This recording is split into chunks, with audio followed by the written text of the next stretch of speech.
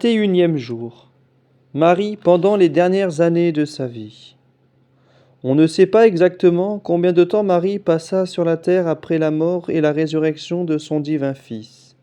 Il est certain qu'elle vécut encore plusieurs années, et ces années furent bien employées à une grande sanctification personnelle et à toutes sortes d'œuvres pour la gloire de Dieu, l'honneur de son divin Fils, la consolation et le salut des âmes, la propagation de la foi et le bien de la Sainte Église. Marie était pour tous, pour les apôtres eux-mêmes, une conseillère divine, la mère de leur Dieu, celle qui était la mieux instruite de son esprit et par laquelle on pouvait plus facilement obtenir toute grâce et tout secours. Et Marie savait se prêter à tout, se donner à tous. On dit que c'est elle qui a inspiré l'évangéliste Saint Luc pour lui faire raconter tout ce qu'il a dit de la sainte enfance de notre Seigneur et divers autres détails qui ont rapport avec elle ou à Jésus. Et Saint Luc, qui était peintre, après avoir vécu ainsi dans l'intimité de la très sainte Vierge Marie, aurait reproduit dans un tableau que l'on conserve encore les traits de la mère de Jésus. Jusque dans son extérieur, Marie portait un reflet de sa grâce intérieure et de sa dignité de mère de Dieu. Saint Denis l'Aréopagite, celui qui fut converti au jour de la mort de notre Seigneur, tandis que la nature était bouleversée, raconte qu'ayant eu l'occasion d'être présenté à la très sainte Vierge, il la vit tellement belle et parfaite qu'il fut sur le point de tomber à genoux devant elle et de l'adorer comme une divinité. Et Marie vivait simplement, comme autrefois en compagnie de l'apôtre Saint Jean, à qui son divin Fils l'avait confié. Elle alla avec lui jusqu'à Éphèse, dans ses tournées apostoliques, et toujours elle s'employait par la prière, l'exemple, la parole, le travail, la charité, l'amabilité, la dignité de sa vie et la pratique de toutes les vertus, à tout ce qui pouvait contribuer au bien et au bonheur de tous.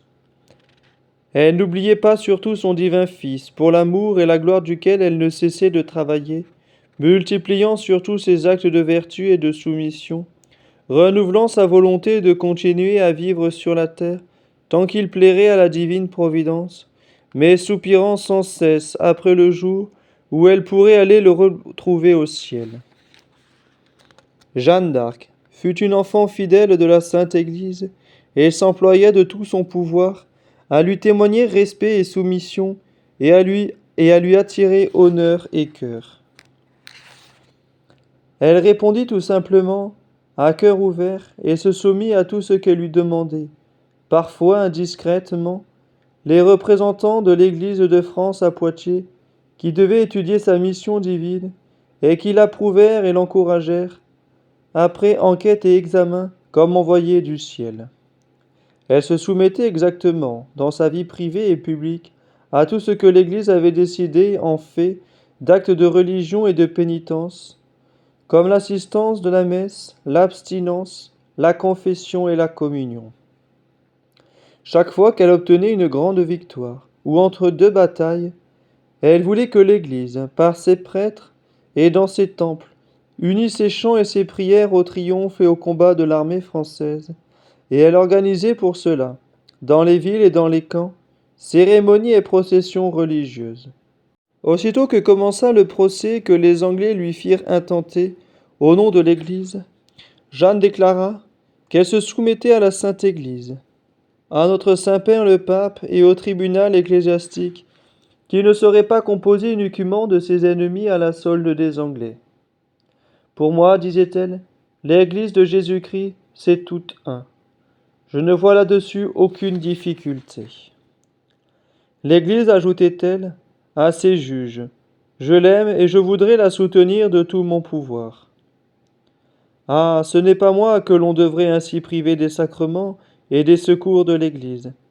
Et elle réclamait sans cesse d'être jugée par le chef de l'Église ou ses délégués et représentants, distinguant bien ainsi ces juges prévaricateurs d'avec la sainte et véritable Église à laquelle elle donnait sa foi et son amour comme Jésus-Christ lui-même. Et sa dernière déclaration solennelle, au moment d'être attaché à un poteau sur le bûcher, tandis que la sentence l'appelait hérétique et apostate, consista à répéter avec énergie: Non, non, je ne suis pas hérétique ni schismatique, je suis une bonne chrétienne. Et elle pria un prêtre de l'Église de l'assister jusqu'à la mort. Exemple. Quand Jeanne d'Arc fut assurée du jugement qui la condamnait à être brûlée vive, comme coupable d'avoir manqué obstinément à la foi et à l'Église, alors même que ce jugement eût été prononcé par des gens d'Église, et par un infâme et scélérat abus de pouvoir, au nom de l'Église, elle réclama aussitôt comme dernière consolation, et pour se soumettre à l'Église jusqu'à la fin, les sacrements et les derniers secours de la religion catholique, et les juges ignobles qui l'avaient condamnée à la mort, sous prétexte qu'elle refusait jusqu'à la fin de se soumettre à l'Église, se condamnant eux-mêmes dans leur dernière décision, et montrant bien ainsi qu'ils ne croyaient pas à la révolte ouverte et obstinée de leurs victimes, déclarèrent qu'on pouvait lui accorder le communion et tout ce qu'elle demanderait. Et la dernière parole de Jeanne, adressée au public, fut une prière pour demander aux prêtres présents à sa mort de vouloir bien se souvenir d'elle au Saint-Autel, et de dire une messe pour le repos de son âme. Ainsi resta fidèle à l'Église jusqu'à la mort, et malgré tout, Jeanne d'Arc, que l'Église véritable a toujours défendue, et qu'elle fait honorer aujourd'hui comme une de ses gloires les plus illustres. Prière. Très sainte Vierge Marie, qui avez tant contribué jusqu'à la fin de votre vie, à inspirer à tous la fidélité et l'amour pour la Sainte Église instituée par votre divin Fils, qui doit continuer parmi nous son œuvre de rédemption et de salut, obtenez-nous de rester toujours fidèles aux enseignements et aux commandements de la Sainte Église, comme à ceux de notre Seigneur Jésus-Christ, et faites que nous soyons toujours dévoués à sa défense et à sa gloire, pour que nous profitions toujours davantage, et en plus grand nombre, de tous les bienfaits et de tous les secours du ciel que Jésus-Christ veut nous communiquer par elle. Bienheureuse Jeanne d'Arc, priez pour nous, afin que, comme vous, nous aimions toujours l'Église, et que nous puissions mourir comme vous, avec tous ses secours et ses derniers sacrements. Résolution.